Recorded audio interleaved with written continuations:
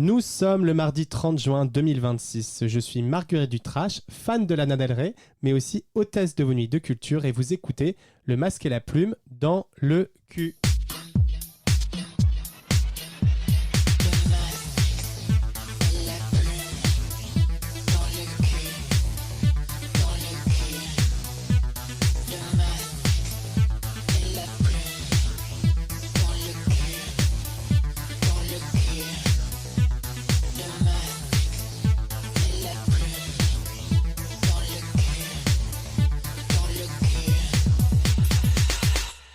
Le dernier album de Lana Del Rey n'est toujours pas sorti, car oui, la chanteuse continue de nous troller ou de nous edger, ça dépend du point de vue, depuis 1 an et demi en annonçant puis en repoussant la sortie du tant attendu nouvel album. Pour citer sa dernière chanson White Feather Hawk Deer Hunter, j'ai envie de dire « Oupsie daisy, youhou, sors l'album Lana, merde, on n'en peut plus !» Alors, puisqu'un été sans musique n'existe pas, Le Masque et la Plume dans le cul vous propose un débat critique sur une sélection d'albums sortis ces derniers mois. Et pour parler des albums qui devront ou non faire partie de votre playlist de l'été, nous avons réuni des plumes dans le cul totalement folles de musique. Nous l'avions invité l'année dernière pour conclure notre saison 1. Il est DJ, cofondateur de l'iconique soirée Flash Cocotte, directeur artistique du bar Les Souffleuses, mais aussi curateur de la playlist Play Existentialiste sur Spotify. Je veux bien sûr parler de Pipi de Fraîche. Hello. Autour de la table, il y a aussi une DJ 100% fun, cunt et pop. C'est un puits de connaissances sur la culture fan. On l'a invitée au mois de décembre dans Le Masque et la Plume dans le cul et depuis, elle continue de faire danser les internets addicts de la France entière. Vous l'aurez reconnu, it's Kehi Baby. Une plume dans le cul, c'était pas assez. Non, il en faut deux. Merci. Et pour finir, ça sera sa première expérience du plumage de cul. Elle est créatrice de contenu sur la musique sur Instagram, organise des listening parties à une collection de vinyles légendaire. On est super content d'avoir une nouvelle plume dans le cul à nos côtés et je sais qu'elle est venue pour dire les termes. Lavande est autour de la table. Merci Lavande. Hello, merci pour la plume dans le cul. C'est toujours un plaisir. Et parce qu'on n'est pas chez Yann Berthès, la sélection est personnelle et subjective. Et comme pour le cinéma, toutes les prises de parole visant à perpétuer une culture critique basée sur la mauvaise foi, l'excès, l'hypocrisie et la mesquinerie sont vivement encouragées. Nous allons donc discuter des derniers albums de Robyn, Daniel Harle, Kim Petras, Hemlock Springs, Olivia Rodrigo et Madonna. Alors, sans plus tarder, commençons donc cette discussion en parlant du nouvel album de la chanteuse suédoise Robyn. Robyn qui prend son temps pour construire ses albums puisque 8 ans séparent son précédent opus Honey et ce nouvel album intitulé Sexistential. Et pourtant, l'album ne contient que 9 chansons. Elle est la reine du Crying on the Dance Floor, notamment depuis son tube Dancing on My Own en 2010.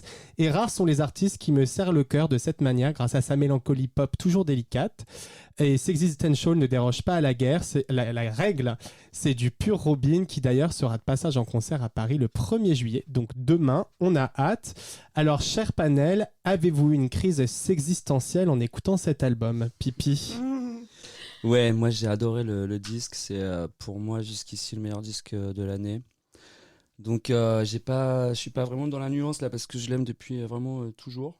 Enfin depuis qu'elle est une artiste indépendante, excusez-moi.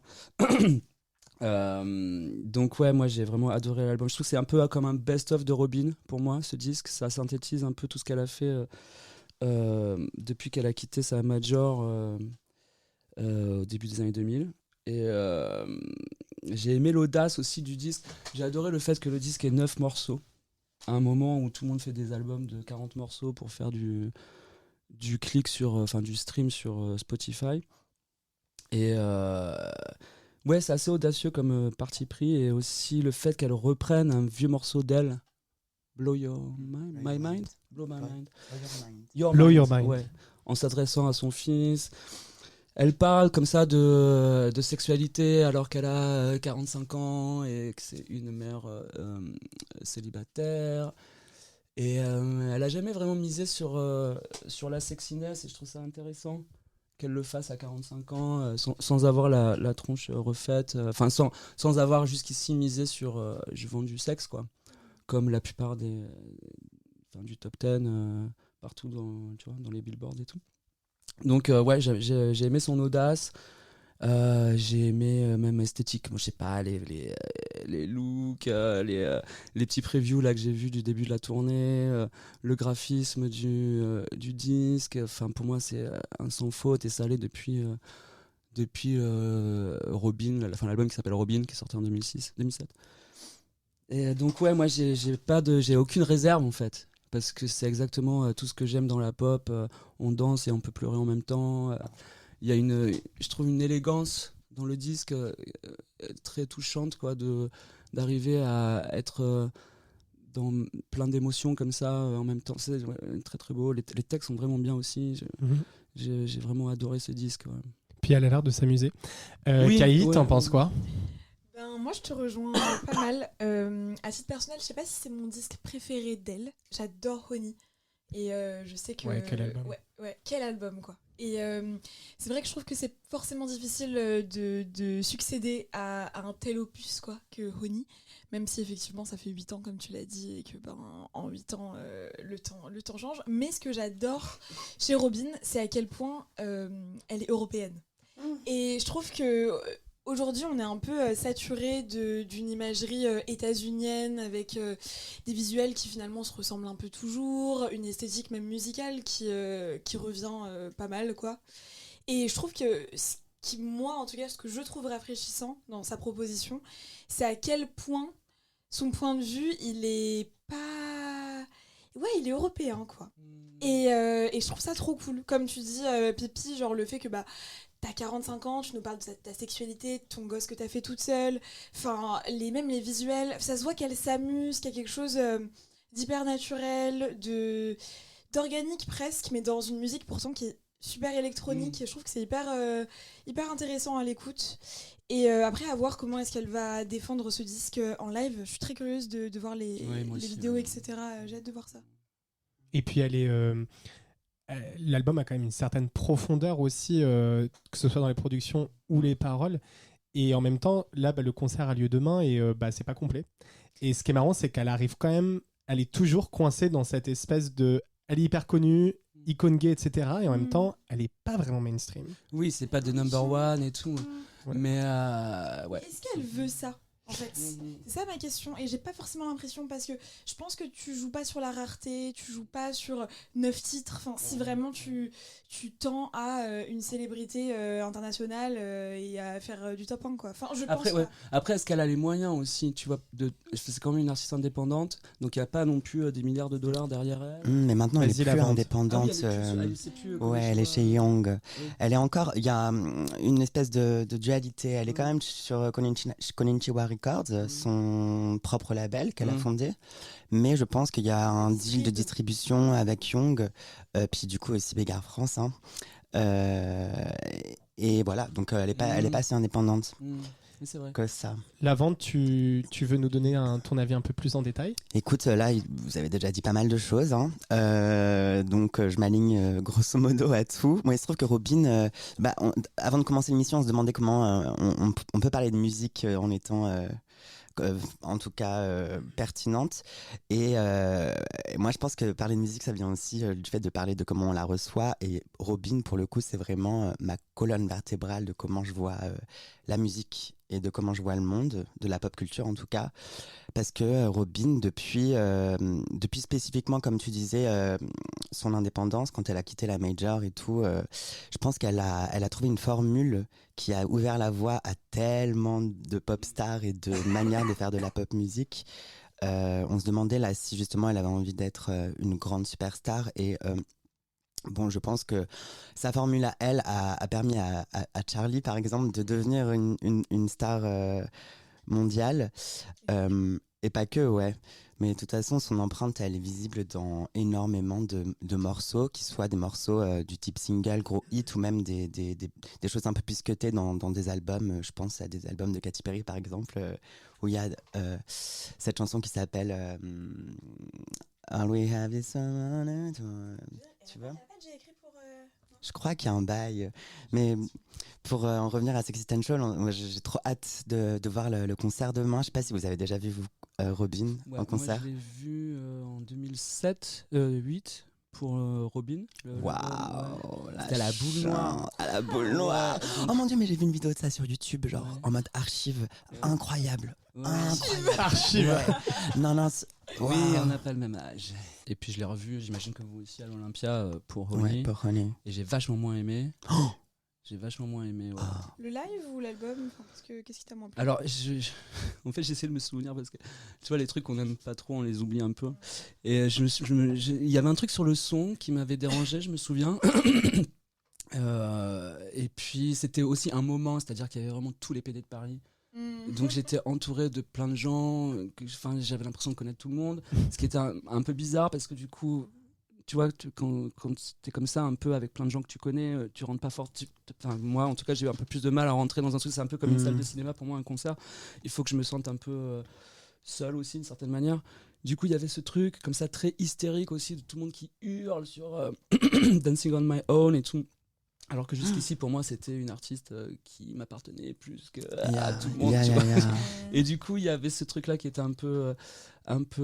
Et je trouvais qu'elle avait du mal aussi un peu. Je la trouvais un peu laborieuse dans sa performance. On peut appeler ça une performance. Enfin, je sais pas comment dire, mais elle n'est pas dans la performance, tu vois. Mais oui, je trouvais que c'était un petit peu, un peu trop transpirant. Je me souviens, tu vois, d'un truc comme ça, un peu galère pour elle. Je sais pas. C'est le film que j'ai retenu, tu vois. Mais bon, ça date un peu maintenant, donc c'est pas très précis dans ma tête non plus. C'est marrant. Tu dis transpirant, et moi je me souviens que je sentais cette transpiration, mais c'était vraiment pour des raisons opposées, quoi. C'était une Robin que je découvrais sur Honey, justement, beaucoup plus sensuelle et pas. Alors, pour Sexy Essential, on dit justement qu'elle fait quelque chose de beaucoup plus sexuel et tout, mais je trouve que la manière qu'elle a de parler de la sexualité ou de sa sexualité, en tout cas, c'est par le prisme vraiment de la sensualité et de quelque chose de très ombragé, pas vraiment, très poétique et tout, même si voilà, le titre s'appelle Sexy Essential, on sait de quoi on parle, mais c'est plutôt, c'est très horny, quoi. Et je voulais juste revenir vite fait sur justement le fait que les albums, les deux derniers albums, Honey et Sexy Essential, fassent 9 titres. C'est un truc très Prince, en fait. Oui, les débuts de Prince, c'est très des albums Prince à rien comme manière de faire. C'est un super parallèle parce qu'il parle vachement de sexualité. Il parle en plus vachement de sexualité. Et elle s'en défend justement pour se mettre un peu en opposition à ce qu'on a dit, et aussi les albums qui durent trop longtemps, elle s'en défend en mode on a plus le temps en fait de prendre 50 minutes pour écouter un album, genre dans nos vies on a plus le temps de faire ça. Ça veut pas dire que toutes les tracks doivent faire 2 minutes, mais moi j'aime bien quand on voit que ça a été bien trié, bien réfléchi, quand en fait moi j'aime bien quand un album c'est un projet, vraiment c'est un vrai truc qui se tient de A à Z, que tu m'as ficelé le truc, que tu m'as produit quelque chose qui fait sens, qui est cohérent, etc. Et je vois pas comment est-ce que tu peux produire quelque chose de cohérent et qui fasse sens sur 16 titres en fait. Et là le fait, tu vois, de prendre un peu ce parti pris, d'être en mode bah écoute, moi je reste sur mes 9 titres, c'est un peu mon délire. Ça me fait un peu comme, en fait j'ai l'impression que c'est un peu comme presque une mixtape en fait. Et ça je trouve que c'est hyper appréciable à l'écoute. Pareil, le fait qu'il n'y ait pas forcément de feat, je trouve que ça amène cette cohérence, etc. à la voix qui est un peu comme un pattern et tout. Je trouve ça trop chouette, et c'est assez rare que je dise ça parce que moi je suis assez friande de collaboration habituellement. Bon, en tout cas, on a trop hâte de voir le concert demain. Oh my god, yes. Alors, vous l'aurez compris, j'ai un penchant pour les univers de sad girl mélancolique. Donc, restons-y encore pour parler de l'album de Danny L. Harle intitulé Céruline. Alors, je pense que beaucoup de personnes ne connaissent pas forcément le nom de Daniel Harle, mais connaissent les chansons qu'il a écrites pour d'autres artistes, puisque c'est un petit génie de la pop et de l'hyper-pop. Il a étonnamment signé des albums pour Caroline Polachek, mais aussi le dernier album de Dua Lipa. C'est lui, il est dans les tubes Houdini et Trinity Season, il fait partie des producteurs. Céruline est donc son deuxième album, et je crois que c'est moi vraiment un de mes albums préférés de l'année. Je l'ai énormément écouté. J'ai adoré la manière dont il travaille des sonorités quasi kitsch de l'Oré Dance des années 2000 avec genre des accordéons genre Stereo Love d'Edouard Maya et tout. Ça m'a vraiment fait penser à ça. J'ai eu un petit flashback. Les textes qui sont où ça pleure un peu comme des larmes d'adolescents mal à l'aise dans leur peau. On y retrouve notamment les voix de Pink Panthéress, Okelu, Clairo, Dua Lipa, Caroline Polachek et beaucoup d'autres. Alors Kai, commençons par toi. Est-ce que Daniel Harle a fait battre ton Y2K cœur? Ouais, carrément. En fait, moi, Daniel Harle, ça fait Oh là là, plus de 10, quasi 15 ans que j'écoute ce qu'il fait, vu que je suis vraiment une fan de PC Music de la première heure. Et donc un label de Londres, très, on va dire, électronique, expérimental, pop, voilà. Et moi, c'est un label que j'ai toujours adoré, que je suis depuis, je dirais peut-être 2013-14. Et donc, c'est à peu près à cet endroit-là que moi, j'ai découvert Daniel Arl. Et en fait, quelle joie de voir qu'enfin, il reçoit ses fleurs, quoi. Et qu'enfin, il fait des titres que je pense qu'il aurait pas pu faire à une certaine époque et tout. Là, le feat avec Dua Lipa, avec Lero. Enfin, c'est des noms, en fait, qui ne sont pas dans la sphère, justement, PC Music initiale. Et je trouve que c'est chouette de pouvoir, aujourd'hui, voir que les musiques électroniques ont, en fait, un reach que elles avaient pas il y a peut-être quelques années. Ou voilà. Et ça, je trouve que c'est trop chouette. Après... c'est vrai que moi, du coup, je sais pas si vous étiez à son concert. À la Gaîté Lyrique. À la Gaîté Lyrique, ouais. Moi, j'avoue que ça m'a un peu déchauffé de l'album, carrément. Ouais. Toi aussi. Ouais. En fait, le concert m'a tellement pas hypé. J'ai trouvé ça vraiment mid, quoi. J'ai pas réussi à rentrer dedans, un peu comme ce que tu disais par rapport à Robin. Ouais. Au point où ça m'a déchauffé de l'album et que là, jusqu'à littéralement hier, je l'avais pas réécouté depuis, quoi. J'avais pas réussi à re-rentrer dedans. Et à ta réécoute, t'as quand même eu du plaisir ou Ouais, alors, ça a un peu teinté quand même non, cette mais- réécoute? Mais qu'est-ce qui t'a ennuyé sur scène? Tu vois, c'est un album que j'ai adoré. Les mélodies, je les trouve trop belles. Les productions, elles sont sublimes. Les voix, comme j'ai dit, je suis trop contente de certaines des collaborations, etc. Sur scène, je trouvais que j'ai pas compris l'intérêt. En fait, enfin, il y avait pas... C'était mon... Non, mais en fait, il n'y avait pas de... J'aurais pu écouter la musique chez moi. J'avais l'impression Ok. que ça aurait été pareil. Il a ramené à un moment donné des violonistes ou un truc comme ça, je sais plus, une Ouais. violoniste 2 fois même. qui est restée pendant 30 secondes avec sa capuche, qui est repartie. Enfin, j'ai pas compris la DA. C'était trop bizarre. Et il faisait super sombre. Enfin, il n'y avait aucune lumière sur lui. C'était très... un peu savant fou qui fait derrière ses machines. Il était derrière et tout. son laptop. Et, Ouais, mais assis limite. Enfin... Ok. Et il y avait une genre de scéno, mais qui n'a jamais été utilisée. Enfin, du coup, j'ai trouvé ça trop, trop étrange. Et contrairement à d'autres albums de musique électronique que j'ai adoré cette année ou l'année dernière et que j'ai pu voir en live et où les propositions scéniques et en live quoi étaient hyper intéressantes. Je pense à, par exemple, Nina Girachi que j'ai adoré. Là, j'ai pas trop compris l'intérêt de nous faire acheter une place à 30 balles pour que j'écoute la musique. Enfin, j'ai l'impression que c'était un peu... Ouais, voilà. c'est intéressant parce que moi, j'étais pas là. Mais par contre, je l'ai vu en DJ set. Oui. Et il est assez fou. Enfin, en tout cas, DJ set, quand on incroyable. Ouais, il saute partout. Génial. Il est vraiment fun. Ouais. Et du coup, j'aurais pu imaginer que sur scène, ça le fasse. Enfin, sur un live. Peut-être qu'il Ouais. était stressé, je sais pas. Mais j'aime bien que tu fasses la comparaison avec Nina Girachi parce que pour le coup, Nina Girachi, c'était quoi au Trabendo. Elle était venue et je m'attendais à ce qu'elle nous passe un live justement pour le nouvel album comme ça. Et il se trouve qu'elle avait fait un DJ set. J'allais dire, live quoi? Tu veux qu'elle chante? Live quoi? Yeah. I mean, je sais pas. J'imaginais un truc un peu, mais j'ai pas été déçue pour autant parce que là où Daniel Arl, le show a un peu pêché, c'est que c'était pas très généreux quoi. C'était très lui sur scène, nous dans le public et il y avait pas de partage à proprement parler. Bon, un peu quand Okelou est arrivé sur scène et là voilà. Quel moment? Quel moment, on s'y attendait presque pas. Moi, j'ai cru à un moment que Dua Lipa allait venir, Mais mais on m'a dit qu'elle était au restaurant. Parce qu'elle était à Paris, elle était à Paris. Et Alors, anecdote, je suis rentré dans Dua Lipa à 100 mètres d'ici, devant la Bellevilloise. devant Et la je Bellevilloise. suis rentré dans elle, je fais Pardon. pardon. Et en fait, il y a un studio en face de la Bellevilloise. Et je suis rentré dans elle, je fais. Et j'ai comme, attends, mais c'est Dua Lipa. Et genre, tu sais, elle était en mode comme ça, mais tu sais, je regardais pas. Bah, c'était en février. C'était au moment où elle était à Paris. Bah ouais, c'était Improbable, avec non? Daniel, hein. Voilà, maintenant je peux le dire dans un micro, je suis rentré dans Dua Lipa. C'était mon anecdote. Elle t'a juste dit, it's okay, babe. Elle Ouais, a fait, était en mode, comme ça.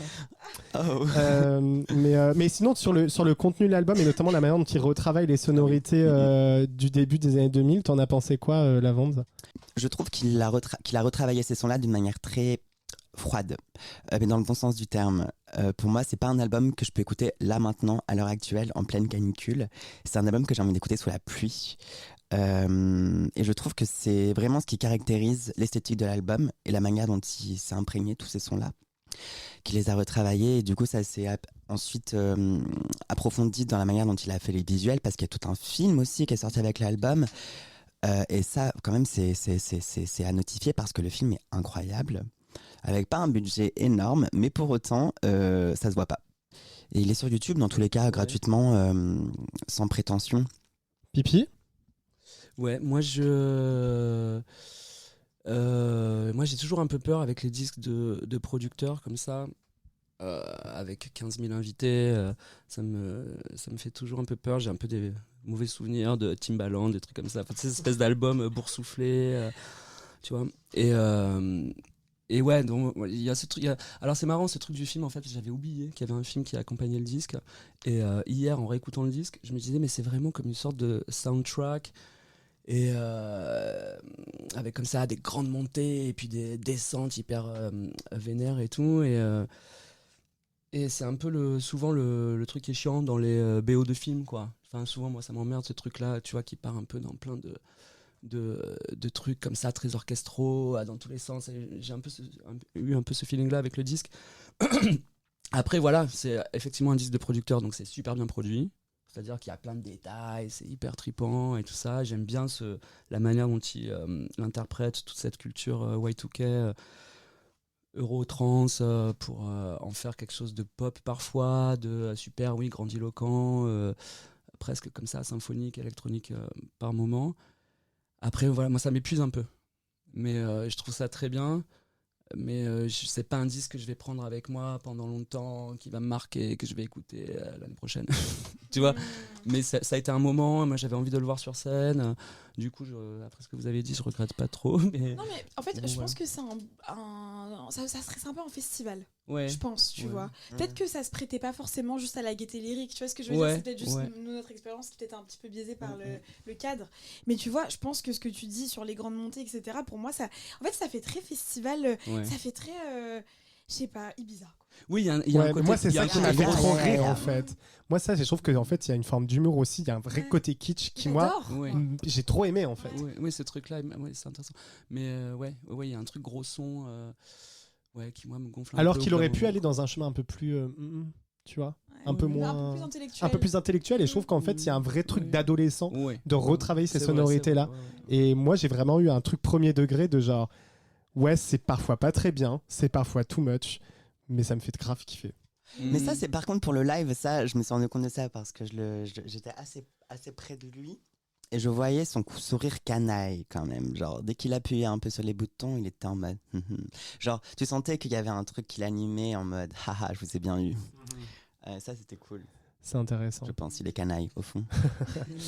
Et maintenant, passons à une autre canaille. Un autre visage de l'hyperpop. Je dirais même qu'elle s'est taillée sa propre catégorie en revendiquant faire une slut pop, titre de son album de 2022. Kim Petras revient donc avec Détour. Alors j'avoue que j'étais un peu déçu de ce titre car nous avait habitués à des titres plus cunty comme Problématique ou Feed the Beast. Et en même temps, c'est vrai que cet album est différent puisque la chanson dit autre chose que Fuck me, gag me, suck and cock pour la première fois depuis un moment. L'album commence d'ailleurs par ces paroles que je traduis. C'est le début de la fin. Tout ce qui s'est passé avant était pour de faux. Ouh. Et puisque la transition lourdingue est toute trouvée, je vous le demande donc, l'album de Kim Petras vaut-il le Détour? La vende, je te donne la primeur. Fallait y penser. Hein. J'ai fait un drift et je te réponds oui. Oui, oh my god, moi j'avais complètement lâché la rampe de Kim Petras. Pardon, je parlais pas dans le micro, j'espère qu'on m'écoutait bien. J'avais lâché la rampe depuis... j'avais pas aimé le dernier album Feed the Beast. C'était un peu le carnage dans sa chaos. C'était un peu le chaos dans sa carrière, je veux dire. Il y avait aussi un album qui était sorti qui s'appelle Problématique, mais qui était pas vraiment un album vraiment sorti. Tu sais pas trop comment il est arrivé jusqu'à une release. Mais j'ai adoré cet album, mais je trouvais qu'en fait, elle s'était perdue dans une espèce de parodie d'elle-même depuis un petit moment. Et j'ai eu beaucoup de temps à comprendre aussi Slut Pop. Ouais, trop bizarre, mais depuis l'année dernière, je pense que j'étais pas assez slut, I guess, pour Slut Pop. Mais avec Détour, en tout cas, elle m'a rattrapé à fond la caisse. En fait, je veux dire même, on a Jeep. On a this fucking song. Genre, c'est exactement là où j'attendais Kim Petras, avec plus de partage, avec des paroles aussi qui se livrent un peu plus. Genre, le clip de Jeep, tout ça, ça fait trop écho à un truc qui qui nous ramène quelque part. C'est trop beau. Il y a aussi l'autre musique un peu à ton Jeep et l'autre Brutaliste. Brutaliste. Ouais, c'est un des meilleurs morceaux. Superbe. Je trouve. Elle m'a, j'ai fait un TikTok. Elle est trop proche des gens en ce moment. Elle suit les gens. Elle like les trucs. J'ai vu qu'elle t'avait follow. Oula, on est à un DM de Kim Petras grâce à Kai Baby. Mais elle est trop. Vas-y.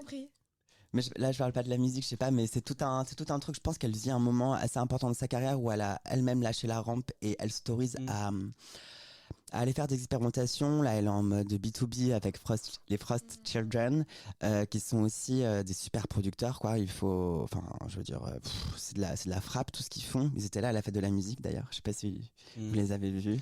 J'étais pas, mais j'ai vu qu'ils étaient à Paris, mais j'étais pas sur place, quoi. J'ai vu tes stories. Voilà, mais vous en pensez quoi, vous? Kim Petras. Okay. This is Slut Pop. Bah en fait ouais, un peu comme toi. Moi j'avoue Kim Petras, j'avais un peu lâché l'affaire, notamment vis-à-vis de son positionnement par rapport à Dr Luke, que je trouvais désastreux. Tu veux peut-être l'expliquer un petit peu? Tout à fait, ouais, bien sûr. Dr Luke, un producteur des années 2010 qui, j'allais dire, a des allégations, mais alors que c'est bien plus que des allégations à ce stade. En tout cas, il y a eu énormément d'histoires d'agressions, notamment reliées à une autre artiste qui s'appelle Kesha, qui, en tout cas, est allée jusqu'au procès, allée en justice contre Dr Luke, procès qu'elle a malheureusement perdu. Bref, suite à cela, Kim Petras, qui elle travaillait toujours avec Dr Luke, avait parlé de cette situation en disant plus ou moins que Dr Luke c'était une super personne et que voilà, qu'elle travaillerait pas avec quelqu'un si elle estimait que c'était un agresseur, quoi, en gros. Chose que moi j'avais trouvé extrêmement étrange, en tout cas comme positionnement au pire du pire, si jamais il y a des raisons pour lesquelles contractuellement tu es obligé de travailler avec Dr Luke parce qu'effectivement elle était signée dans son label, je pense qu'il y a d'autres manières de l'aborder, il y a d'autres manières d'en parler, peut-être que tu n'étais peut-être pas obligé d'en parler comme ça. Après, peut-être qu'elle était en soi peut-être obligée d'en parler comme ça, je ne sais pas. Bref. Mais c'est vrai que moi, suite à ces statements-là, j'avais un petit peu lâché l'affaire. Non pas que la musique était forcément mauvaise, je la trouvais même relativement chouette, juste moi ça ne matchait pas avec forcément moi ce que j'avais envie d'écouter. Et du coup quand j'ai vu que elle collaborait en tout cas avec des nouveaux producteuristes et producteuristes qui plus est que j'adore, notamment comme tu as mentionné avant de Frost Children, mais aussi moi une productrice que je surkiffe en ce moment, peut-être ma productrice préférée du moment, qui s'appelle Margot XS. Quand j'ai vu que commençaient à collaborer ensemble, etc., je me suis dit ok, donc là il y a quelque chose qui se passe, elle est en train de du coup peut-être se défaire de certains liens qui peut-être l'a tiré un petit peu vers le bas dans le passé, et puis du coup apprendre par la suite que elle s'est aussi défait de son label du coup auquel elle était signée. Je crois qu'elle était signée en major si je ne m'abuse, et suite au Grammy qu'elle a gagné avec Sam Smith, son label voulait absolument attendre le hit, l'album qui allait fonctionner à la mort pour qu'elle puisse enfin en sortir un après le Grammy, en sachant que le Grammy, je crois que c'était il y a 3-4 ans, et que depuis ça, en fait, elle n'a pas sorti grand-chose, quoi. Parce que son label, du coup, comme j'ai dit, attendait le hit, qu'elle produise le truc qui allait faire perdurer ce Grammy, quoi. Chose que, en fait, elle n'a pas réussi à faire, ou en tout cas peut-être qu'elle n'avait pas envie de le faire, ça n'a pas fonctionné, sa relation avec son label était désastreuse, bref, on en arrive à des tours que le label ne voulait pas sortir et qu'elle a un peu sorti de force. D'où, je pense, les unrelease d'Afoison, les trucs un petit peu dans tous les sens, le budget non existant, enfin bon bref. Mais en fait, je crois que c'est tout ça, c'est tout ce folklore-là qui, moi, a piqué mon intérêt. Et un truc où moi j'avais un petit peu perdu, où je m'étais un peu dit vas-y flemme et tout, je m'en fous un peu, en fait c'est là qu'elle m'a re-eu, quoi. Et là je trouve que les mélodies sont incroyables, la production comme j'ai dit, merci pour tout, franchement. Enfin quelque chose que je trouve excitant et neuf et en fait où on fait pas, enfin je sais pas, où il y a pas, c'est pas je trouve pas ça surfait et je trouve que c'est chouette. Et puis, enfin, je sais pas, je la trouve fraîche, quoi. Je trouve qu'il y a quelque chose d'hyper frais dans la proposition, alors que pourtant, ça fait quoi? Ça fait 8-9 ans qu'elle nous tourne autour, la Kim Petras, là, et je trouve que c'est maintenant que ça sonne frais. Et du coup, voilà, moi, franchement, je pense que c'est peut-être mon top 3 album de l'année pour l'instant. Ah, je le saigne dans tous les sens. Je trouve qu'il y a le bon calibre de morceaux un petit peu emotional, de bangers, de trucs où vraiment ça pourrait être des gigabop. Je vois pas comment est-ce que le label a pas vu que ça, enfin, avec un big budget, je sais pas moi, tu me fais 101 là, tu me le mets en big hit, moi j'achète quoi. Enfin bon bref, en tout cas voilà, moi peut-être que je suis peut-être un petit peu trop élogieuse de Kim Petras, mais je suis très contente en fait qu'on ait dans le paysage médiatique aujourd'hui quelqu'un comme elle en fait, et je trouve ça trop cool. Voilà. Ouais, puis c'est super intéressant ce que tu as raconté sur le contexte de sortie parce que ça influe forcément sur les artistes et la manière dont ils créent. Mais en fait, je me dis, genre, aujourd'hui, on en demande tellement aux artistes et il y en a qui réussissent à nous donner, enfin, à faire un genre d'entre-deux entre ce que le label veut, ce que le public veut, ce que elles veulent, etc. Mais en fait, je trouve que c'est cool aussi parfois d'avoir des artistes qui en ont rien à foutre, quoi. Et qui sont en mode, tu sais quoi, en fait, non, ça fait 4 ans que j'essaie de te faire ton album de merde, j'arrive pas à te le faire, bah tu sais quoi, tant pis, je vais sortir ce que moi j'ai envie de sortir, et puis si notre relation, enfin si ma relation avec mon label, elle se termine sur ça, et bah tant pis. Et je trouve que c'est cool d'avoir ce genre de truc, et justement, peut-être que c'est peut-être un petit peu la clé de nos jours, et peut-être qu'on pourra reparler de Ray, mais je pense qu'il y a des artistes aujourd'hui qui ont tout à gagner de se libérer des carcans des labels qui peut-être aujourd'hui en savent peut-être plus grand chose finalement sur, qui sont dépassés et puis pour préciser en plus là le label forçait un peu Kim Petras à faire un album aux sonorités 80s en mode à la Dua Lipa début des années 2020. On l'a vu avec Doja Cat, en fait on est passé à autre chose, hein, les sonorités 80s, les synthés, tout ça on adore, mais bon bah voilà, ça ne prend plus maintenant. Et en fait du coup elle enregistrait les musiques dans ces sonorités là pendant la journée pour le label, pour un peu maintenir cette relation avec eux. Et le soir, elle allait enregistrer avec Margot XS ou les Frost Children, en fait, ce qui deviendra... Elle a aussi enregistré un autre album plutôt grunge. Enfin, en fait, elle enregistrait. Et là, du coup, Détour, c'est un peu un mix de tout ce qui s'est passé à ce moment-là. Et ça a donné cet album. Et du coup, elle était... en fait, je sais même pas comment elle a pu... Il y a des trucs plus trash, mais elle se taillait les veines. Enfin, elle a vraiment, en fait... psychologiquement et physiquement, ça l'a aussi beaucoup atteinte. Et là, du coup, on n'a pas forcément non plus accès à cette partie-là. Mais elle l'a dit elle-même sur Twitter, en fait, voilà, je remonte pas ça. Attends, je vais pousser. Et en fait, voilà, ça l'a quand même beaucoup atteinte et c'est pas... Enfin, c'est grave quand même. À ton tour. Vas-y, Pipi, tu veux ajouter quelque chose? C'est intéressant parce que j'avais pas du tout tout le contexte, moi non plus. Et ouais, du coup, c'est hyper parlant sur. Ouais. Moi, c'est le premier disque de Kim Petras que j'aime vraiment, du début à la fin. Voilà, jusqu'ici, bon, je trouvais que c'était rempli de fillers impossible. On avait l'impression qu'il y avait vraiment cette intention de absolument essayer de faire un tube disco pop, tu vois, qui va plaire au PD, tu vois, dans un premier temps, et puis peut-être avec un peu de chance, ça sera une Kylie Minogue ou tu vois un truc comme ça. Et ça le faisait jamais. Ouais, du coup, ouais, non, là, ouais. Moi, j'ai vachement, oui, effectivement, pensé à Frost Children. Dans une version plus pop et moins in your face, quoi. Ouais, c'est plus profond aussi. Il y a une profondeur chez elle qu'on découvre, je trouve, avec ce disque. C'est assez intéressant. Ouais, non, c'est... Et alors, le truc aussi, là, je trouve que c'est... depuis que... Maintenant, combien de morceaux? 4 morceaux sont sortis du prochain Charli XCX. Il y a une vibe commune, je trouve, là, dans les guitares. Il y a un truc, là, qui, du coup...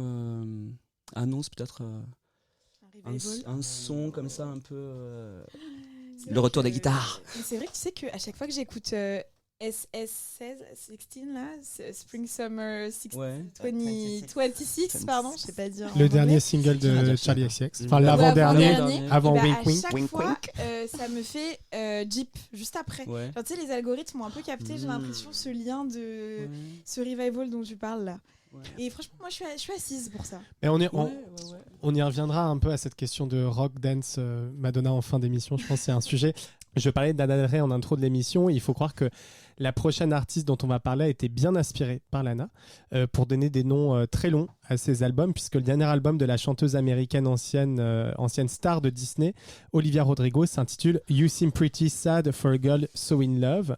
Le tout écrit sans majuscule comme Billie Eilish, parce que ça fait genre je suis tellement blasé que je suis cool. Alors voilà, moi figurez-vous que j'avais jamais écouté une chanson d'Olivia Rodrigo et j'ai compris pourquoi. En écoutant l'album, voilà, je savais que j'allais créer la polémique. J'ai dit que l'hypocrisie et l'excès étaient, voilà. Puisqu'à mon sens, c'est vraiment de la rock folk insipide américaine à la Taylor Swift. Voilà, j'avais prévu l'excès. Non, en vrai, j'ai aimé la deuxième partie de l'album et notamment la chanson qui est en duo avec Robert Smith, qui est quand même improbable que le chanteur de The Cure arrive. Non mais c'est marrant, en fait c'est vraiment une artiste dont j'entends parler depuis des années, je connaissais pas. Moi c'est pas trop ma cam, mais tu m'as dit Pipi d'ailleurs en préparant l'émission un peu que pour toi c'était oui mais non, un peu comme Mylène Farmer. J'allais chanter Mylène. Bah tu vois, t'en as pensé quoi réellement? Je dirais plutôt oui et non. Moi déjà je la trouve hyper intéressante dans son parcours. C'est un peu comme tu parlais de Lana Del Rey. Moi Lana Del Rey, Billie Eilish, Olivia Rodrigo, là c'est des trucs que je comprends pas. Ça a un succès énorme, c'est des number one, Ouais, c'est des ados de 14 ans qui écoutent ça. Enfin, je trouve ça hyper impressionnant parce que c'est quand même des musiques qui sont pas du tout habituellement dans le top 10. Enfin, c'est quand même assez étonnant quoi, comme phénomène. Et c'est à chaque fois comme ça des artistes qui font des grosses références aux cultures alternatives, aux sous-cultures 80s, 90s. Donc des trucs qui leur appartiennent. Enfin, c'est des musiques avec lesquelles elles n'ont pas grandi, quoi. A priori, Lana Del Rey est plus vieille.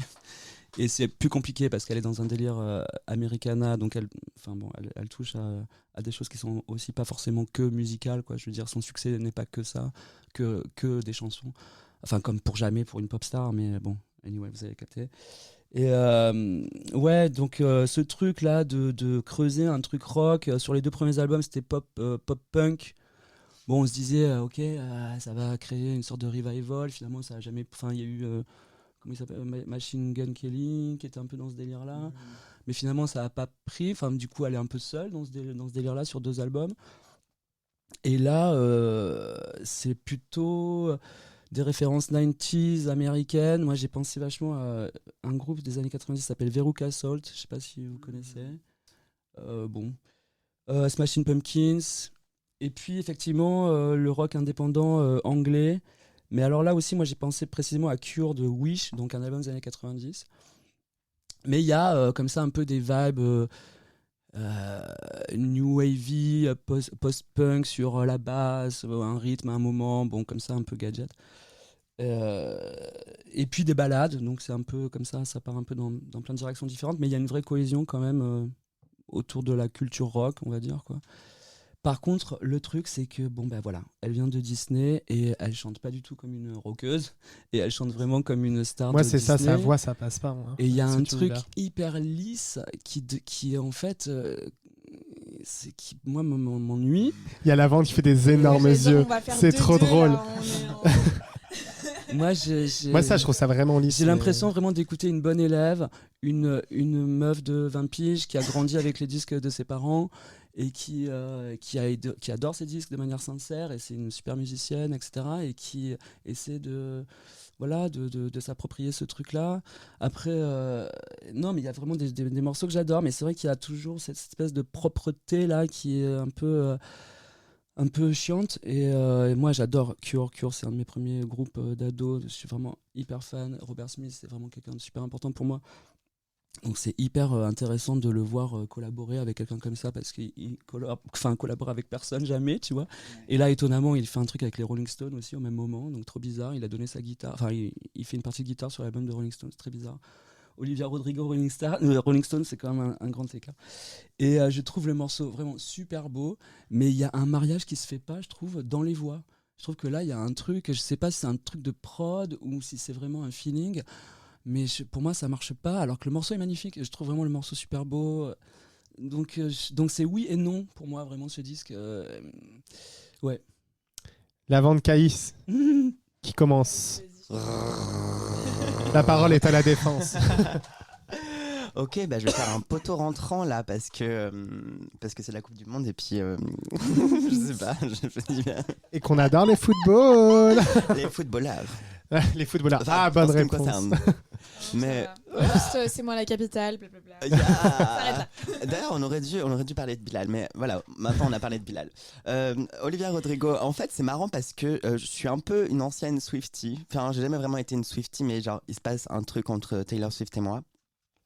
De manière purement musicale. Juste entre toi et elle, il n'y a personne d'autre. C'est juste entre toi et elle. Oh my god, je transpire. Je disais quoi? Ah oui. Et en fait, quand j'écoute Taylor Swift, quand j'écoute ses nouveaux projets ou quand j'écoute le nouveau projet d'Olivia Rodrigo, un truc qui me vient en tête dans ma manière de parler de la musique, notamment sur Internet du coup, c'est comment je vais faire aimer ça à mes potes. Et ensuite, comment je vais faire aimer ça aux gens en général. Et notamment parce qu'Olivia Rodrigo, j'ai directement eu cette voix dans ma tête qui m'a dit « Les gens vont trouver ça trop lisse. Les gens vont trouver ça trop lisse, sa voix est trop lisse. » Et moi-même, quand je l'ai écouté la première fois, l'album, je me suis dit « Ah merde, cette fois-ci, elle m'a pas. » Parce que le premier album d'Olivia Rodrigo, je l'avais trouvé, pour le coup, beaucoup trop lisse et je captais toutes ces références qu'elle avait. Comme tu dis, en fait, ses parents lui ont fait découvrir toute cette scène des années 70-80. Et Robert Smith, The Cure, tout ça, c'est vraiment des choses ancrées en elle et elle est beaucoup plus... si tu veux, dans l'école de cette scène-là que de la pop musique, en fait, en général. Bon, elle est quand même très influencée par Taylor Swift. C'est pour ça aussi que je parlais de Taylor Swift juste avant. Je pense que pendant ses premiers albums, le deuxième était excellent, selon moi. Mais il y avait quand même toujours ce truc où tu sentais que ses inspirations, et il y avait...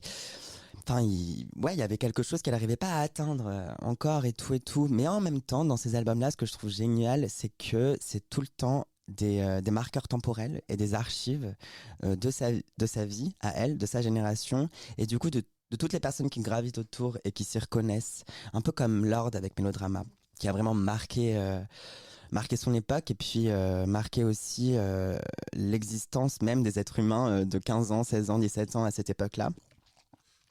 Un vrai reflet de la société, je veux dire. Là, du coup, elle arrive avec un album que je trouve assez bluffant pour quelqu'un de 23 ans. Faut quand même, pour le coup, c'est un album qui dure 50 minutes et faut quand même tenir la route. 50 minutes, là, pour le coup, en fait, j'en raffole. Et ça me paraît pas trop long, contrairement à d'autres albums. Donc en fait, je suis hyper en paradoxe tout le temps sur la longueur des albums. Et je trouve aussi que c'est mené, ça parle d'amour évidemment, mais d'une manière tellement subtile. C'est bon, l'histoire des premiers sentiments un peu effervescents, machin, et ensuite tout ce qui se passe jusqu'à la déréalisation, et puis finalement le heartbreak et tout, et la redécouverte de soi-même à travers tout ça. Donc ma foi, pas révolutionnaire, mais en même temps, il y a quelque chose, elle va titiller des détails dans les paroles, de choses dont on se parle jamais entre nous quand on éprouve des sentiments amoureux. Elle est très très forte dans la manière de raconter tout ça. Et du coup, parfois, je sais pas, elle vient te réveiller un truc où tu parles jamais de ça avec les gens et c'est trop une sensation qui hérisse le poil, quoi, quelque part, que quelqu'un en parle dans une chanson. Je sais pas si vous voyez ce que je veux dire, mais moi, ça me bluffe. Et la chanson de The Cure, par exemple, c'est trop marrant d'avoir Robert Smith en featuring et qu'il y a aussi une chanson de The Cure. Presque un peu too much.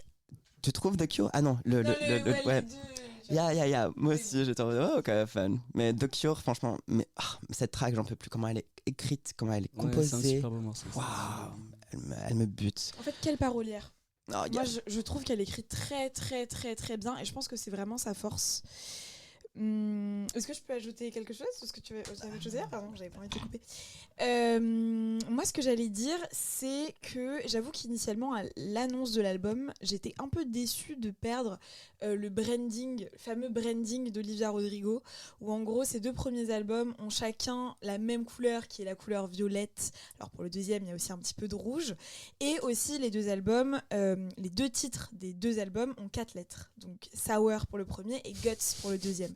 Et moi, j'aime bien. En fait, j'aime bien quand on me vend En fait, Olivia Rodrigo, forcément, c'est un produit. On va pas me dire que c'est une petite meuf indé qui fait ses petits trucs de son côté. Et moi, j'aime bien quand on me vend un package. Et là, pour moi, je trouvais que c'était un package. C'est-à-dire que tu me vends un premier album avec 4 lettres, qui est violet. Tu me vends un deuxième album qui est 4 lettres, et qui a en 4 lettres et qui est violet aussi. Et je trouvais ça cool. Et là, tu me sors un troisième album qui s'appelle You Seem Pretty Sad for a Girl So In Love. Alors, on est loin des 4 lettres. On est très loin. Mais en fait, je me suis dit, ok, donc ça veut dire qu'au-delà même de la musique, là, elle veut nous faire sortir de ce qu'elle nous a déjà proposé. Et donc, finalement, j'ai un peu l'impression de voir ça comme un premier album. En fait, j'ai l'impression que c'est son premier album. Et les 2 premiers, enfin, moi, je les ai bien aimés. Je l'ai vu en concert respectivement, pour les 2 tournées, quoi, pour Sour et pour Guts. Guts qui était bien meilleur que Sour en termes de prestance et de live. Mais du coup, j'avais quand même l'impression que, je sais pas, il y avait quelque chose d'un petit peu pas fini, quoi, que on l'a mise dans une pièce avec son producteur avec lequel elle travaille, qui d'ailleurs est un producteur que toutes les pop girlies s'arrachent, de Conan Gray à Chappell Roan, enfin bon bref. Mais moi, encore une fois, ça, j'ai aucun problème avec ça. C'est un peu comme Jack Antonoff, quoi. Enfin bon, on se les partage tous et c'est ok. Tant que c'est bien, ça me dérange pas. Jack Antonoff, je pense qu'on a fait le tour. Bref. Jack Antonoff, producteur de Lana Del Rey, Taylor Swift notamment. Voilà. Bon, bref, il les a toutes faites. Il a collecté toutes les pop girlies jusqu'au point où on n'en pouvait plus. En tout cas, je parle pour moi. Et là, du coup, je crois que le producteur s'appelle Dan Nigro, si je ne m'abuse. Je ne suis pas 100% sûre de la prononciation. Et du coup, lui, pareil, voilà, c'est un petit peu le nouveau producteur en vogue. J'avais l'impression qu'on avait un peu ce truc où on l'avait mise dans une pièce avec ce mec. Elle avait fait les 2 premiers albums un peu d'une traite, et voilà. Et là, pour ce troisième truc, j'ai l'impression que peut-être que le sujet a un petit peu changé en cours de route. Parce qu'on commence par une histoire d'amour où, du coup, elle est follement amoureuse de son désormais ex-compagnon. Et donc, on commence comme ça, etc. Et puis, plus le truc avance et plus on capte à quel point l'amour, il devient... c'est plus tant de l'amour, quoi. C'est plus... c'est une rupture, quoi. Et elle nous raconte une histoire comme ça à travers un album. Et moi, c'est un truc que j'adore. En fait, j'aime bien les trucs où tu me racontes une histoire, quoi. Et ça, j'ai trouvé ça chouette de... tu me fais ça d'une manière qui est assez comestible, qui est assez compréhensible, qui part d'un point A, qui arrive à un point B. Et ça, je trouve que c'est cool. Pareil, le Robert Smith, je trouve que c'est trop bien. Je trouve ça super cool d'être en mode, voilà, moi, je suis cette icône un petit peu Disney des années 2020, mais j'ai aussi des références, j'ai un background, j'ai des trucs, etc., machin. Et aussi, apparemment, c'est le chanteur, enfin, le groupe préféré de son ex. Et je trouve que c'est un petit peu... je sais pas si c'est vrai. Mais si c'est vrai, je trouve ça très fun. Moi, j'aime bien les petits trucs comme ça. Les petits pics. Mais du coup, voilà. Moi, franchement, je suis carrément dedans. Après, encore une fois, j'attends de voir le live. Comment est-ce que ça va se passer? Parce que j'ai un peu... Enfin, moi, je trouve que cet album-là, il faut qu'il y en ait, quoi. Faut en jeter, faut que ce soit rock, il faut que voilà. Et pour l'instant, c'est pas une facette d'elle que j'ai pu voir. Et même sur la performance live avec Robert Smith, je sais pas si vous avez eu l'occasion de la voir, j'ai trouvé ça un peu détonnant. Et du coup, j'attends de voir comment est-ce que l'ERA va se déployer, quoi. Mais pour l'instant, moi, je suis dedans. Je kiffe. Ok. Donc avant de débattre du comeback de Madonna après 40 ans de carrière, terminons avec une nouvelle venue prometteuse, Hemlock Springs, qui a sorti ce début d'année son tout premier album, The Apple Tree Under the Sea. Hemlock Springs s'est fait connaître sur TikTok et fait partie de ces artistes de bedroom pop, c'est-à-dire qui ont commencé à composer depuis leur chambre à coucher, avec la qualité technique parfois plus basse que ça donne que comparé à quand on enregistre dans un studio professionnel. Il y a des sonorités un peu à la Kate Bush, à la Chappell Roan, dont elle a fait la première partie des concerts, notamment de Chappell Roan. Est-ce que, Kai, tu as aimé ce voyage dans la chambre de Hemlock Springs? Ouais, carrément. Hemlock Springs, moi, c'est une artiste que j'ai découvert en première partie de H. Nico. Je sais pas si vous voyez. Moi, c'est une artiste que j'ai découvert en première partie de Doja Cat. En fait, elle a fait toutes les premières parties. Elle a fait toutes les premières parties. Ouais. Et franchement, moi, je trouve ça très cool qu'on ait ce genre d'artiste. En fait, j'avais l'impression, même en la voyant en live, en la découvrant en live, mais encore plus là dans l'album, j'avais l'impression que c'était une comédie musicale. Et je trouve qu'il y a vraiment cet héritage musical que je trouve qui est très cool. C'est très Broadway, c'est très Theater Kid. Et moi, évidemment, en tant que theater kid, ça me parle forcément. Après, je trouve que peut-être qu'il lui manque un petit peu de budget, quoi. Et moi, c'est peut-être un petit peu là où, voilà, où parfois, alors je sais pas si elle est en indépendante ou pas, mais je trouve que parfois c'est un petit peu là où, peut-être qu'une major, alors oui, avec tous les problèmes que la major amène, mais dans ce genre de projet comme très, très spécifiquement Hemlock Springs, avoir un tout petit peu plus d'argent pour aller au bout des idées, peut-être que c'est pas plus mal. Et aussi, je sais pas, peut-être un petit peu. Enfin, je trouve que dans les visuels, voilà, dans tout ça, je pense qu'il y a un truc à pousser et qu'on n'est pas encore là où j'aimerais qu'elle soit, mais où je vois le potentiel.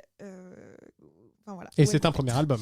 Et c'est un premier album, mais que j'ai vraiment beaucoup aimé et tout. Et pour moi, en fait, ça rejoint d'autres sonorités. En ce moment, que j'adore, par exemple, un groupe qu'on a vu récemment avec Lavande qui s'appelle Hot and Freddy, où je trouve qu'il y a des sonorités c'est super. qui est super chouette et tout. Et par exemple, j'adorerais voir une collab entre les deux. Naître quoi. Donc ouais, moi j'attends de voir j'attends de voir. Et franchement, je trouve que dans cet album là, il y a des bons hit contenders quoi. Genre je trouve qu'il y a certains morceaux où ça pourrait être des hits. Je sais pas encore ce qui pêche exactement et pourquoi est-ce qu'on n'y arrive pas. Je sais pas si vous avez peut-être une réponse à ça. Mais moi je trouve que peut-être que c'est une question de budget quoi. Où je me dis ma chérie, peut-être si on va un petit peu dans la major route, est-ce qu'on pourrait pas avoir un truc extraordinaire? Pipi, tu veux réagir? Ouais, non, c'est intéressant ce truc-là parce que justement, moi, j'étais plutôt impressionné par la prod parce que jusqu'ici, c'était effectivement très bedroom. Et là, d'un coup, il y a des chœurs, il y a quand même plus de moyens que sur les premières sorties. Du coup, j'étais j'étais agréablement surpris. Et parce que je l'aime bien, quoi. Et ouais, donc ouais, moi aussi, j'ai vachement pensé à ce truc de comédie musicale. Et j'ai pensé aux Sparks en particulier.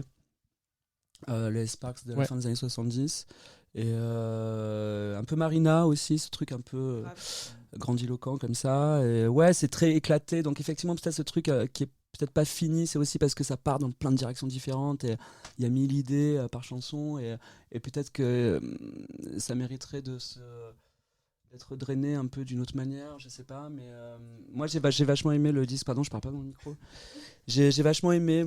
Après, voilà, pareil, je sais pas si c'est un disque qui va rester longtemps avec moi, mais en tout cas, c'est une artiste que j'ai envie de suivre et qui me semble être hyper prometteuse.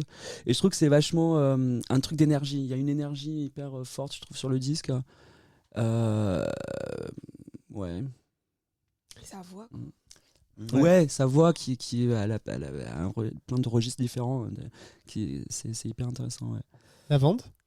Eh bien, moi, j'aimerais profiter de l'antenne pour proposer, ou en tout cas encourager qui le voudrait à m'offrir le vinyle. Vous entendez bien? Vous avez l'été pour l'envoyer chez Lavande. Je suis carrément comme ça. Oh my god, mais parce que en fait, il est genre pas rue de la Plume dans le cul. Rue de la Plume dans le cul. Et je vous attendrai avec. Non, je rigole. Et non, c'est juste qu'il y a trop de frais de port. Bon, c'est des problèmes de la poste. Mais moi, je l'avais découverte du coup pour le Doja Cat, mais pas le concert qu'elle vient de faire en France. Celui qu'elle a fait qu'elle a fait le mois dernier, je veux dire, mais pour le concert qu'elle avait fait pendant Scarlett. Et il se trouve que j'avais vu cette Hemlock Spring comme ça sur scène en première partie. J'étais en mode waouh! What the fuck is that? Elle était beaucoup plus, je sais pas, il y avait un truc très, très magnétique quoi, qui était autour d'elle, de sa présence, de sa musique. Et après, j'ai oublié son nom. Et parfois, c'est un peu le problème quand tu vois une première partie, tu te dis, ok, c'était fun, t'adores, et ensuite l'artiste que t'es venu voir vient sur scène et t'oublies la première partie.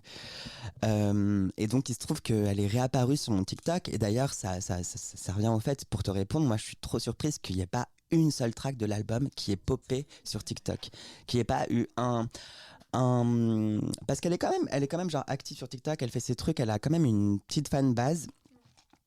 Donc je sais pas, je trouve en même temps que j'aime beaucoup cet aspect presque DIY, qu'elle soit pas forcément munie d'énormément de budget quoi. Elle me fait un peu penser à Audrey Hopper en fait, d'une certaine manière dans le début de carrière, sauf que Audrey Hopper Elle a beaucoup j'allais plus dire. de minimalisme, tu vois. Et elle est Puis plus l'argent contrôlée. derrière, hein. Ah bah Nepo Babies, bien Oui. sûr.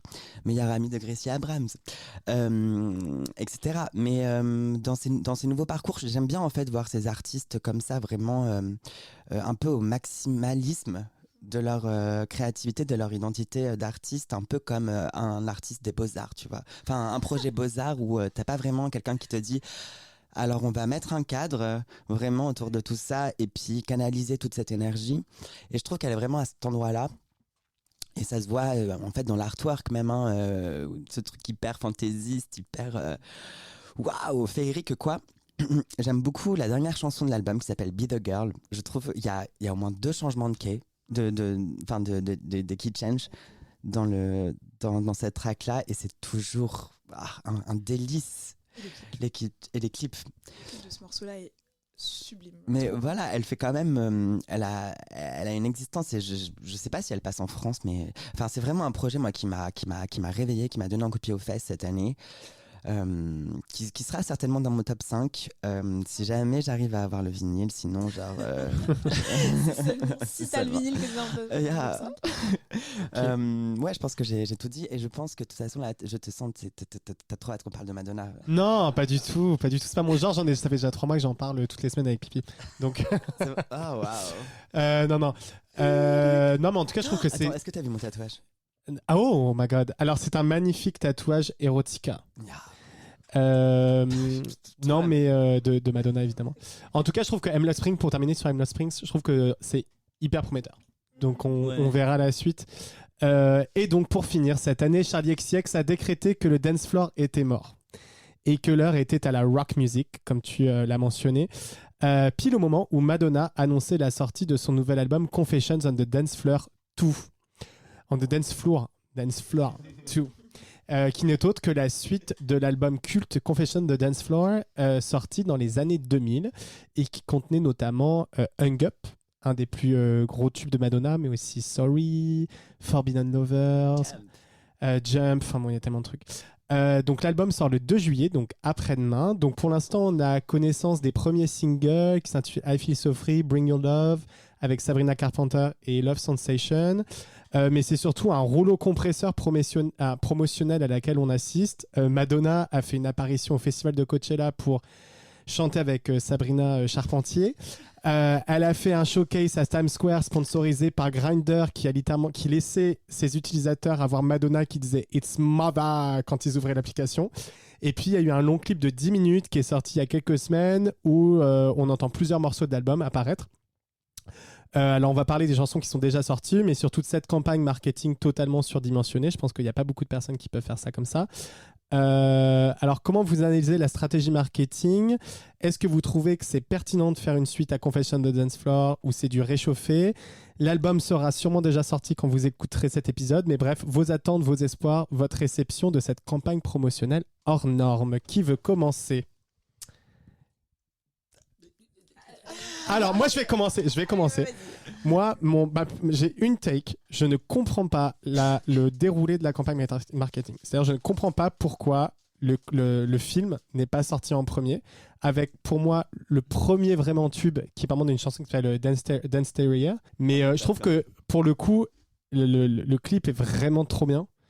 Il est hyper intéressant en termes d'esthétique. Je trouve qu'elle est vraiment bien mise en valeur. Je trouve que vraiment, elle est trop fun. Tous les guests sont trop fun. Et je trouve vraiment que Dance Stereo, c'est vraiment pour moi le tube que j'attendais après les 3 premières chansons que je trouve un peu molles. Mais j'ai pas trop compris pourquoi tout ce truc à Coachella avec Sabrina Carpenter, le truc I Feel Love, là, I Feel So Free et tout, je sais pas, ça m'a un peu saoulé. Et je trouve qu'en fait, elle était pas mise en valeur. Et je trouvais qu'elle était vraiment dans une recherche à pomper le monde gay, là, qui, moi, m'a vraiment fatigué. C'est-à-dire qu'en fait, pour moi, tu n'as pas besoin de pomper autant les PD. Ils sont déjà là, ils seront toujours là 100 ans après ta mort. T'as littéralement créé ce que c'était une icône gay et j'ai pas compris tout son truc à vouloir rester comme si elle avait peur de plus être pertinente en fait. Et je trouve que là sur ce rollout, il y a vraiment ce truc là où vite, faut que je montre que genre ça y est maintenant, je capitalise sur la gayness, sur les PD, Grindr, tout ça. Et en fait, il y a un truc où moi ça m'a semblé un peu forcé et un peu artificiel, alors que vraiment, enfin Madonna, il y a littéralement une affiche de son film dans ma chambre juste à côté.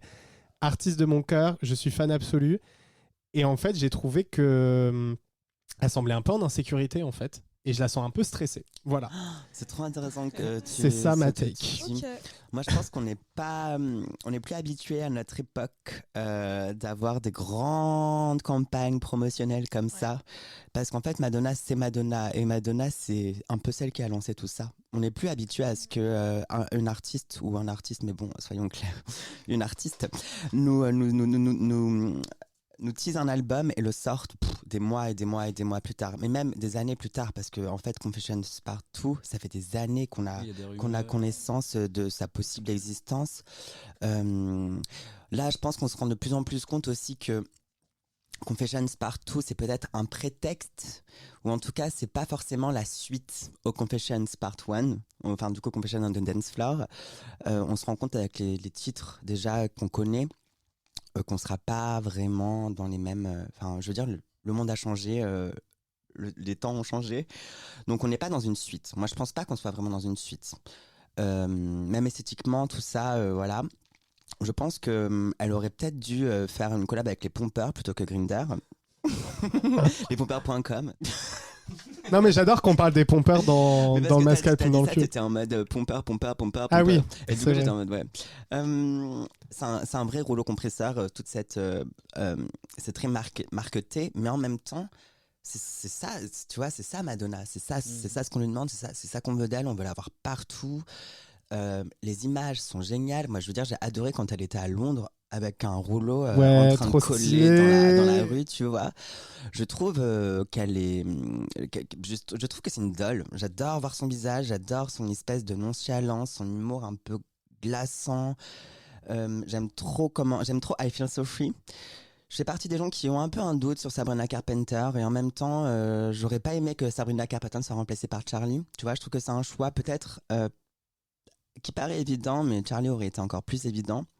Je suis pas sûre de vouloir un featuring Charlie XCX Madonna.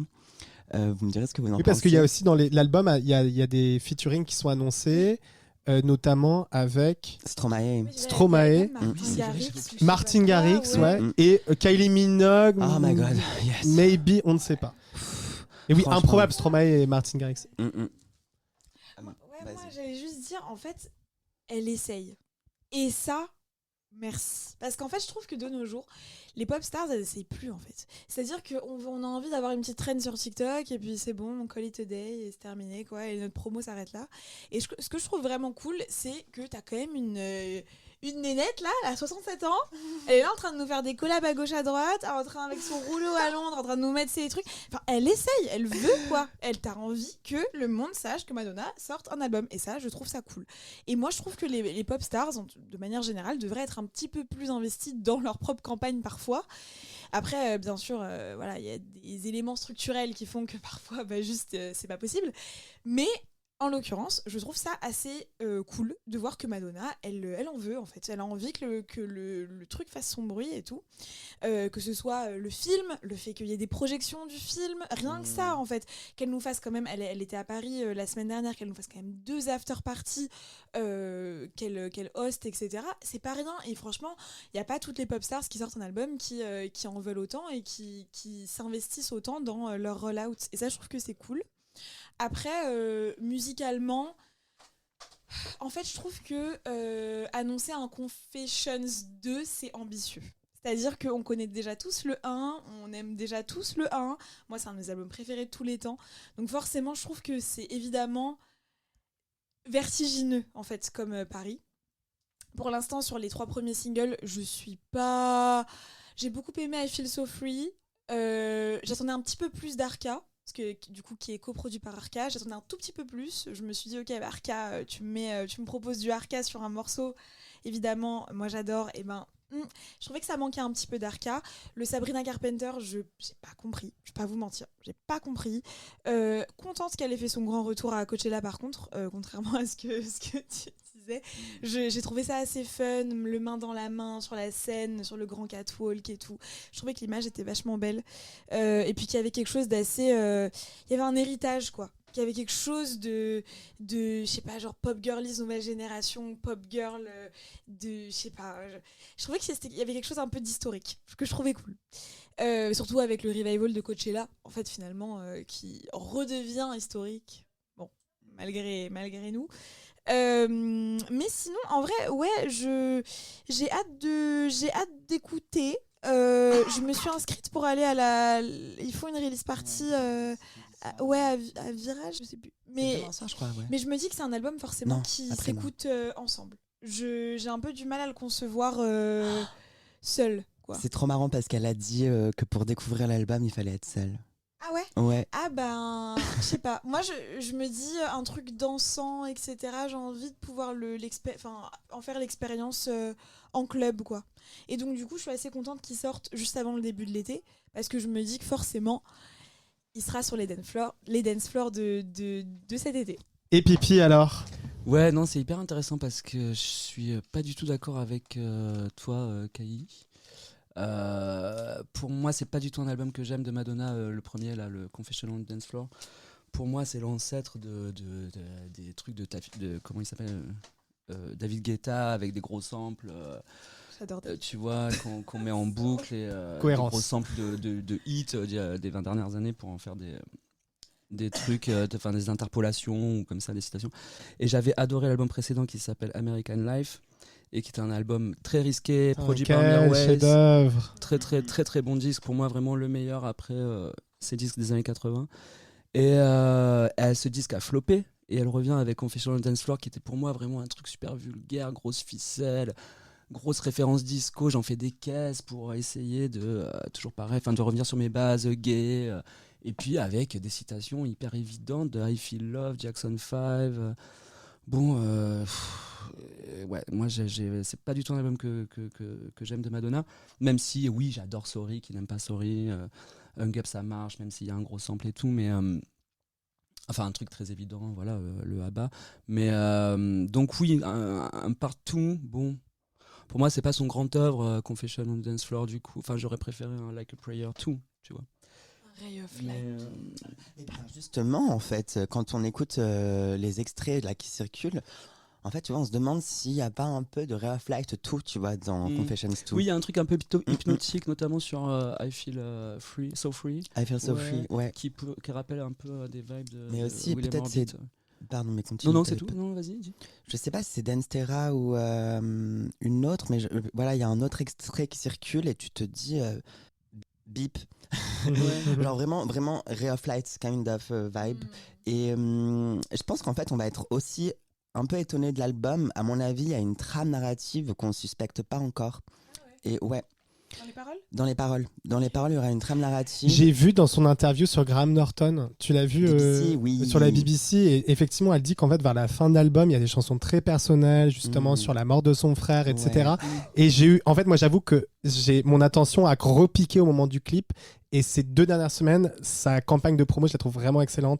Là, son truc où genre, elle est dans sa maison et elle monte son Frida Kahlo original. Ouais. C'est vraiment. La vidéo Vogue. Ouais. Et là, il a beat là. Ouais. L'histoire d'excuses. C'est Ouais, génial. elle a vraiment des J'ai trucs, pas tu vu. sens qu'elle aime l'art et qu'elle est hyper sincère là-dedans. Et je trouve que dans la BBC, justement, il y a ce truc-là où je me suis dit, ah, attends, ça se trouve, la dernière partie de l'album, elle va faire un truc un peu méta sur la mort, la vie, je sais pas. Donc je suis très curieux. Et je voulais juste savoir, Ouais, je suis pas convaincu. je sais pas. Écoute, moi j'avoue que Non, mais c'est ça qui est intéressant. 3 mois de avec elle. marketing font que maintenant je suis Ouais. plus excité. Alors Mais que c'est moi il y a ça un qui mois est- et demi, j'étais en mode genre, Ce qui est hyper putain, intéressant j'en peux avec plus. elle, c'est que C'est de la merde. elle arrive à nous vendre un truc à tout le temps, quoi. Je veux dire, un livre pour les enfants dans les années 80, dans les années 2000, un film. Enfin, tu vois, elle arrive effectivement à faire de la promo, quoi. Et c'est toujours incroyable. On n'a pas parlé de l'aspect graphique du truc, qui moi je trouve vraiment parfait là pour le coup. C'est la même équipe que Charlie. ouais, pour Brat, Yeah. et c'est hyper réussi, je trouve vraiment. Là, j'ai vraiment adoré. Le film aussi, il Le film est est réussi réalisé aussi, par ouais. Torso, pareil, Ouais. qui a réalisé Ouais, pas mal de clips pour Torso, Charlie. ouais. Donc bon, moi le lien est évident entre les deux. Mais c'est vrai que ce serait génial de les voir toutes les deux. Elles sont badass toutes les deux. Il y a un truc. C'est vrai que ce serait plus intéressant que Sabrina Carpenter. Ouais, je retire ce que j'ai Même dit. si par moi, c'est contre. le morceau que j'ai préféré jusqu'ici, c'est celui que je trouve le plus catchy. Ah ouais. Ok. Ah, c'est Mais, marrant. par contre, effectivement, Sabrina Carpenter, bon, on se demande ce qu'elle fait là, quoi. Mais Ouais, pour moi, le morceau, c'est celui qui fonctionne le mieux. Là. Moi, non, mais moi, I Feel So Free, là, je peux pas. Là, à nouveau. Le sample d'I Feel Love et de Donna Forever- Summer, de- j'en peux plus. Ce morceau est pillé depuis 50 ans. Enfin, vraiment, c'est une très mauvaise idée de revenir avec une citation de Donna Summer. C'est pas possible. Vraiment, ça. Un peu comme Beyoncé sur la fin de Renaissance. Hein. J'allais dire Exactement. ça. J'allais dire ça. Mais d'ailleurs, moi, alors juste terminer là-dessus, parce quand vous parlez de Olivia Rodrigo, vous avez parlé aussi du retour des guitares, etc. Et en fait, la rumeur est que le 3e acte de Beyoncé de Renaissance, Rock, ce sera rock. Et donc, en fait, moi, je trouve qu'il y a un peu un truc, je me suis bondé avec Madonna, je me suis dit, bon, parce que c'est Madonna, ça va marcher. Mais en fait, pour moi, c'est un peu un album de genre 2021. Avec le côté genre Dua Lipa, Beyoncé, vraiment dance, post-confinement, Club, etc. Vraiment club. Et là, j'ai l'impression qu'il y a un truc quand même qui revient autour, vu que maintenant Charli XCX c'est la meuf qui crée les tendances. Et en fait, c'est vrai qu'il y a quand même un retour un peu aux guitares. Et je me suis posé la question, je me suis dit, ah putain, est-ce qu'elle a raté le train, la Madonna? Elle a pas senti le Tu sais truc. que je me suis posé la même question parce que je me suis dit, dommage de pas l'avoir sorti pour les 20 ans. Ouais. Du coup, parce que là, on arrive aux 21 ans, donc c'est un peu bizarre. Mais alors que l'année dernière, je pense qu'il L'année dernière, ça aurait été conclu. le Ouais. meilleur moment quoi pour cet album-là. Mais me je suis posé pense la qu'elle a pas pu tout contrôler. Je pense que en arrière-plan, tu sais, elle avait aussi cette série qu'elle doit faire, enfin ce film qu'elle devait faire avec Universal, non? Son biopic. Ouais, son biopic Ouais. avec je sais plus quelle société de prod, ça l'a avorté.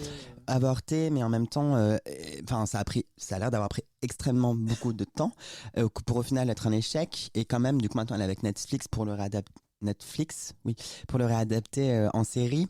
Et du coup, en fait, je pense qu'elle était un peu sur tous les fronts et ça a pris beaucoup de temps. Et donc, elle a pris du retard pour sortir Confessions 2. Et puis, elle avait aussi. Puis elle a eu des problèmes de santé aussi. Donc, ouais, parce que je veux dire, cet album, elle a commencé à l'enregistrer pendant la tournée des célébrations des 20 ans. Du coup, c'était il y a un petit moment déjà. Tournée super, by the way. Ouais. Ah, je l'ai raté, je suis désolé. Bon, en tout cas, ça fait parler les queers. Hein. Et donc, pour conclure, je vous donne chacune l'occasion de partager votre plume, un album, une chanson, une envie qu'il faut absolument écouter selon vous cet été. Kai, quelle est ta plume d'été? Moi, je dirais que ma plume d'été, c'est l'album de Underscores, dont on n'a pas parlé là autour de la table, mais qui, je trouve, aurait pu avoir sa place. Moi, je pense que là, en tout cas, jusque-là, c'est peut-être top 1 pour moi de 2026. C'est vrai que c'est un super Ah, disque, mais je l'ai tellement aimé et vraiment, j'ai trop hâte de la voir en live. Ah, tu l'as pas vu à. Non, avec l'Élysée Eddie Montmartre, Cook, ouais, là, on y non. était avec Ben. Oh la Ouais, chance. t'étais pas là non plus. C'était bien. Ah, c'était super, ouais. Oh là là. Trop de chance, franchement trop de chance. Look at you guys. Moi je trouve que Do It, non, il s'appelle Do It, oui. C'est pour moi un tube de l'été. Et je trouve que je comprends pas pourquoi là il y a pas une trend encore une fois sur TikTok sur Do It, que je trouve qu'il y a une trop bonne chanson. Et ouais, et franchement, je trouve que c'est trop cool. J'adore le fait qu'elle produise elle-même, que l'album soit produit par elle, qu'il n'y ait aucun feat, que ce soit vraiment elle à 100% dans l'album, etc. Je trouve que c'est trop cool. Et je trouve que du coup, ça apporte un contrôle que forcément, on ne peut pas avoir si c'est quelqu'un d'autre qui produit pour nous. Et ça, je trouve que c'est trop bien. Et du coup, ouais, genre moi, ça, c'est mon summer album, quoi. Il y a tout dedans, il y a tout. Trop bien. Il y a tout ce qu'il faut. Il y a du hit, il y a un peu de balade, c'est emotional et en même temps ça danse. Enfin, vraiment, je recommande. Si vous ne l'avez pas encore écouté, Ok, à écouter. On va écouter. Pipi, ta reco. Moi, je voudrais parler de 2 morceaux. Je voudrais parler du nouveau single de La Roux. J'ai l'impression que tout le monde a un peu oublié La Roux. La Roux. Ouais. I did not forget. Ouais. Je savais pas qu'elle avait Mais parce que sorti tu as un- du goût. C'était quoi déjà son tube là? Bulletproof, non? Ouais, Bulletproof. c'était le gros hit, ouais. Mais finalement, tous les singles du premier album ont marché, il me semble. Et ouais, en tout cas, bon, elle a perdu un peu son moment, quoi. Et là, elle revient, c'est le 4e album, donc c'est le 4e album en quasiment 20 ans. Donc, bon. Et c'est peut-être aussi pour ça qu'on l'a un peu perdu de vue, enfin, qu'elle est plus trop dans les radars. Mais donc, ouais, l'album sort au mois de novembre. Et là, c'est le 2e single. Le premier m'avait pas tellement accroché. Et puis, en écoutant le 2e, j'ai eu un peu ce truc de. D'un coup, je me suis dit, mais ok, en fait, elle a vraiment créé un son qui lui appartient. Et d'un coup, c'est évident avec ce single parce que ça me rappelle plein d'autres morceaux sur les 3 albums précédents. Cette espèce de funk blanc, un peu mélancolique, comme ça. Je lisais un truc hier qui parlait d'une pluie d'été. Genre il fait très chaud et puis d'un coup il pleut. C'est une pluie douce, mais bon voilà. C'est pas vraiment l'été non plus. Voilà, enfin il fait très chaud, mais il pleut, donc on peut pas faire tout ce qu'on veut et tout ça. Et ouais, ouais, écoutez, je trouve que ça marche hyper bien pour l'été ce morceau. Et j'ai hâte d'écouter l'album du coup. Une espèce de mélancolie comme ça, un peu Grace Jones des années 80, Bowie des années 80 aussi. Vous voyez ce truc de funk lent. On est loin de Bulletproof du coup. Ouais, c'est plus du tout synth-pop. Enfin, Ok. c'est quand même très à base de. Enfin, c'est comme vachement de la musique électronique, tu vois, mais. C'est oui, c'est pas Bulletproof, 80s. Je trouve qu'elle a un peu pivoté en sortant Let Me Down Gently. Exactement, ouais, qui est un Tu morceau vois. très mélancolique Et elle a- et qui me fait penser à ce morceau-là. Enfin, le premier single me fait plus penser à Let Me Down Gently que celui qui vient de sortir qui s'appelle Baby Line. Et puis c'est trop marrant parce que moi ça faisait longtemps que j'avais pas vu sa tronche et donc elle a quand même pris un coup de vieux et c'est marrant de voir aussi quelqu'un vieillir comme ça et je la trouve trop classe. Voilà, là aussi je parlais d'élégance tout à l'heure pour Robin, il y a quelque chose comme ça aussi de cet ordre-là, c'est très élégant, c'est une pop élégante, tu vois. Et ouais, hyper intéressant. Et le deuxième morceau dont je voulais parler, c'est un morceau que j'ai redécouvert d'un artiste qui s'appelle Nick Kamen, qui est mort il y a peut-être 10 ans maintenant, qui est un One Hit Wonder des années 80, quoi. Son hit s'appelle Each Time You Break My Heart et a été coproduit par Madonna en 87. Et sur le deuxième album, donc qui a floppé, il y a un single qui s'appelle Tell Me, sur lequel Madonna a fait les backing vocals. Donc c'est hyper intéressant. Et sur la version extended, donc à cette époque-là, on faisait des 12 inch, donc c'était un peu avant le délire des remixes, quoi. On faisait des versions longues des morceaux. Il y a toute une partie où on n'entend que les backing vocals. Donc on entend Madonna seule chanter ce morceau, un peu de loin comme ça. Et c'est 87, donc on a l'impression de découvrir un morceau oublié de True Blue, tu vois. Donc c'est vraiment hyper émotionnel pour les gens qui ont aimé ce disque-là ou même qui ont vécu ces années-là. Et vraiment trippant. Écoutez ça si vous aimez Madonna et notamment la Madonna des années 80 parce que c'est vraiment ouais, un truc trippant. Donc Nick Kamen. Il s'appelle Nick Kamen et le morceau s'appelle Tell Me. Mais la version 12 inch du coup. Parce que Ok. sur la version single, on n'entend pas bien, on entend moins Madonna. Ouais. Et Lavande. Bah, qu'est-ce que tu veux que je dise après ça? Tu connaissais pas ce morceau, non? Non. Lavande ouais. avait la mâchoire ouverte en mode mais non, des backing vocals de Madonna inédites que je ne connais pas. Sur la phase B d'un vinyle comme ça, ouais. Ouais, Bon. Ah non, mais je vais aller C'est mes écouter. histoires préférées, moi, ce Moi genre de aussi. truc. Ouais, c'était Amen. assez cool de redécouvrir ce morceau. Ouais. J'irai écouter. Et j'ai un trou, du coup. En fait, en ce moment, depuis cette semaine, là, je sais pas, je suis dans une espèce de tourbillon de rap français. Rap souvent féminin. Je sais pas, j'écoute Lin Lin, Salomé, il y a aussi Surprise, il y a aussi. Bon, petit trou de mémoire, je pourrais prendre mon téléphone, mais il est bien dans son sac. Mais par contre, ah voilà, ça c'est vraiment un truc qui va me botter cet été. J'ai envie d'écouter, parce que je l'ai jamais fait jusqu'à maintenant, mais l'album de Ino Casablanco. Casablanca, pardon. Attends, bah je la refais. Non, mais en vrai, Ino Casablanca, comme ça, je sais pas, j'aime trop ce gars. J'aime trop ce gars, il est avec nous. Genre, tu vois, je le sens bien gaucho, là, comme ça. Et c'est exactement le genre de personne, d'artiste que j'ai envie de voir sur la scène. C'est du rap, c'est ça? Pas Non. vraiment, pour lui... Ouais. Non, les artistes féminines que j'ai citées un peu comme ça, mais j'aurais pu en faire une liste plus longue, mais là, ça vient pas. Mais lui, c'est... Bah, j'ai pas encore écouté l'album, mais il était en première partie de Théodora, par exemple.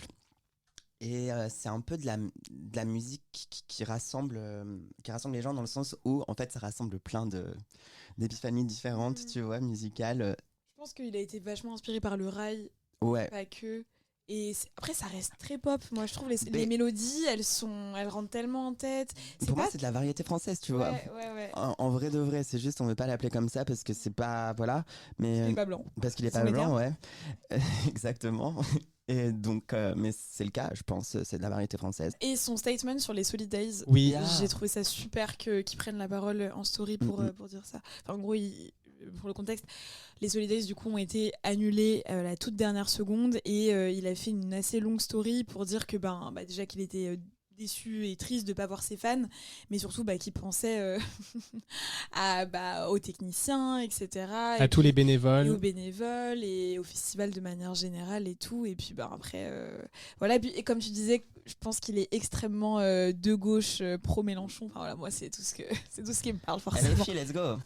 Si Et vraiment, yes. donner un dernier mot, ce serait LFI. Ben LFI oui. 2027. Pitié, On mon y Dieu. va, ça y est, le coming out a été fait si vous aviez pas compris. Après 2 saisons du Masque et la Plume dans le cul. Merci beaucoup à vous 3. C'est ainsi que se termine cette table ronde spéciale musique. Un énorme merci à Kai Baby, l'avant des pipis de fraîche, d'avoir accepté de venir partager leur avis et leur passion pour la musique avec nous. Un bel été à vous, on se voit à la rentrée, hydratez-vous et n'oubliez pas, la vie est toujours plus belle avec une plume dans le cul. Marguerite Duras.